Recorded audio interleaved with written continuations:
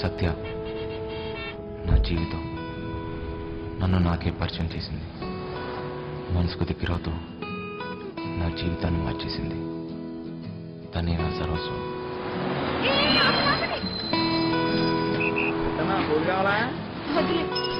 దేవుడా దేవుడా దేవుడా దేవుడా అందరూ బాగుండాలి. తప్పు చేసి క్షమించు.